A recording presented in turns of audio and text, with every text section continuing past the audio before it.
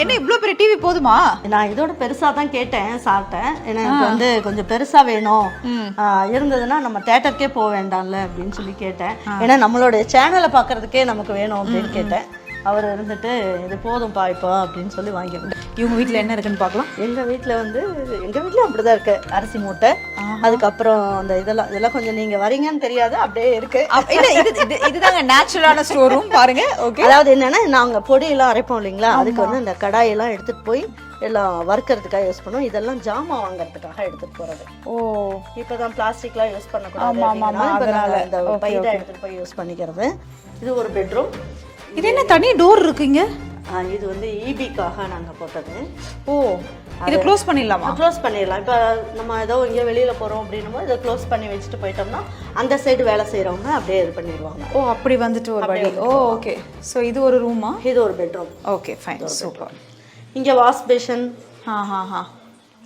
Wash basin இங்கே ஒன்று வச்சுட்டு, என்னதான் நம்ம பாத்ரூமில் வச்சுட்டு இருந்தாலும் வாஷ் பேஷன் வந்து நமக்கு பல்லு விளக்கும் போதெல்லாம் ரொம்ப கஷ்டமாக இருக்கும். வெளியில் இருந்தால் கொஞ்சம் நல்லா இருக்கும்ன்றதுனால நாங்கள் இங்கே வந்து வச்சுருக்கோம்.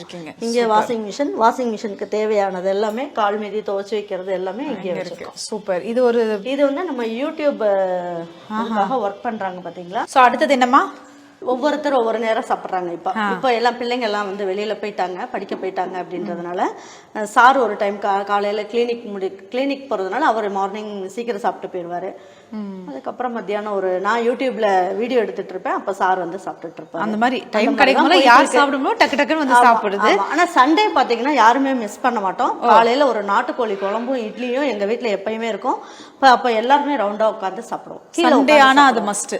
ஓ, கண்டிப்பாக உண்டு. ஒரு மட்டன் வறுவலோ சிக்கன் அந்த மாதிரி ஏதோ செஞ்சு சண்டே மார்னிங் யாருமே மிஸ் பண்ண மாட்டோம். எல்லாம் கீழே உட்காந்து ரவுண்டாக உட்காந்து தான் சாப்பிடுவோம். ஓ, கிளினிக் மாதிரியே ரெடி பண்ணிருக்கோம். அதாவது இல்லை கிளினிக் கிடையாதுங்க. இப்போ வந்து நாங்கள் கிளினிக்லாம் கட்டிட்டு இருக்கோம். பசங்கள்லாம் வந்து படித்து முடிச்சுட்டு வந்துட்டாங்க. அதனால வந்து இப்போ இதெல்லாம் வந்து இந்த ஃபிசியோதெரப்பி எல்லாம் பண்ணுவாங்க இல்லையா, அந்த இது அங்கே இருந்தது. அங்கே கிளினிக்லாம் வந்து ரெனோவேஷன்லாம் போயிட்டுருக்கு அப்படின்றதுனால அதை கொண்டு வந்து இங்கே போட்டிருக்கோம். இது வந்து ஸ்டடி ரூம். புக்கெல்லாம் பார்த்தீங்கன்னா அப்படியே ஃபுல்லாக லைப்ரரி மாதிரி இருக்கும்னு வச்சுக்கோங்க. எல்லாமே எங்கள் மாமனார் புக்கில் இருந்து எங்கள் பையன் புக்கு எல்லாம் டாக்டர்ஸ் அப்படிங்கிறதுனால நிறைய பேசிக்கலி திஸ் இஸ் அதான் நான் சொன்னேன் இல்லையா, என்ன டாக்டர் ரூம் மாதிரி இருக்கு. நான் கரெக்டாக தாங்க சொன்னேன், ஏன்னா சுற்றி அப்படிதான் இருக்கு.